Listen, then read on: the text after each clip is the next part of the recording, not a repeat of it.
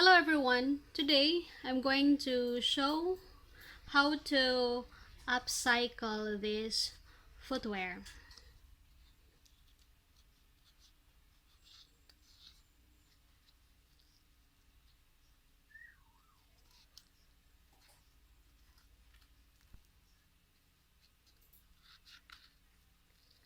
Okay, so this footwear is still usable, but there's something wrong with this. What do you call this? It's not leather, but this one. So, peeling shoes na po siya. So, I need to restore this one. Maybe not same color, but I will make this footwear usable again and presentable again. Okay. Same with the other pair. Okay, so first, what we need to do is we need to remove all these flakes.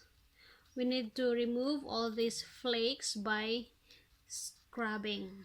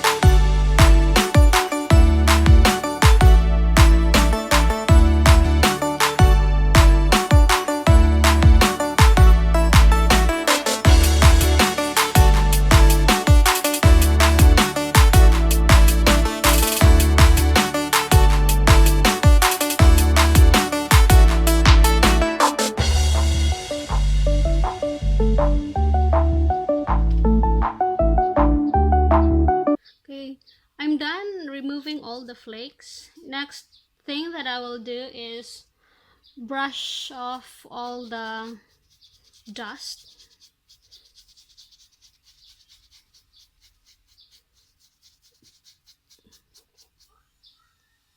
Okay, ito na po yung result. Nakuha ko na lahat ng flakes. So, wala na siya. And then, ito is ready na yan for the next step. Okay, so next step is ang pagpipintura this one. And yung paint na gagamitin ko is yung normal paint na lang na pambahay kasi wala akong other available na paint. So, this one is oil-based. So, ang gagawin ko is mag-prepare ako sa mixture. Okay, prepare the mixture.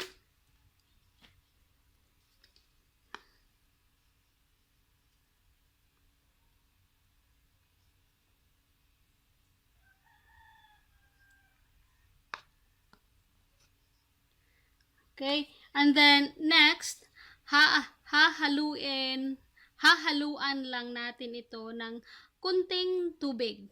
Okay, so wait muna, hahaluan ko muna ito ng tubig.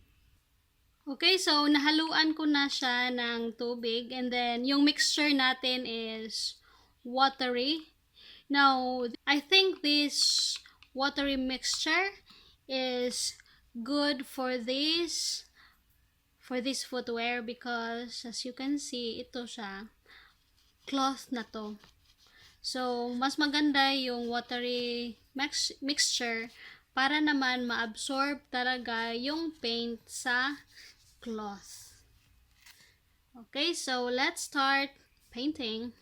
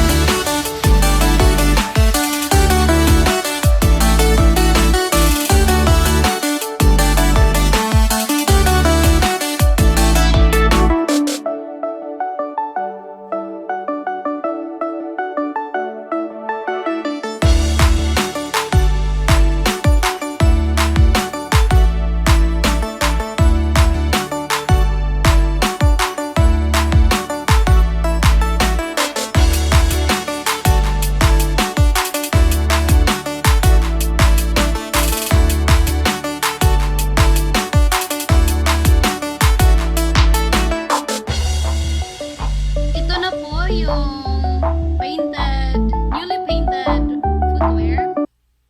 Okay. So, ayan na po. Okay. And this one. Then, last step is drying. Now, you have two choices. Either you can dry it under the sun or instantly dry it using blow dry. So, since it's not sunny outside, okay, I will just dry this footwear using my blower.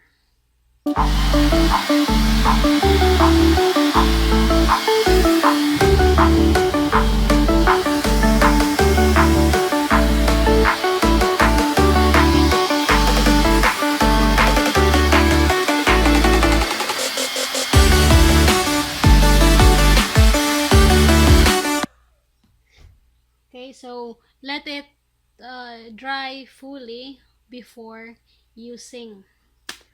Okay, so here's our product, guys. Here's our finished product.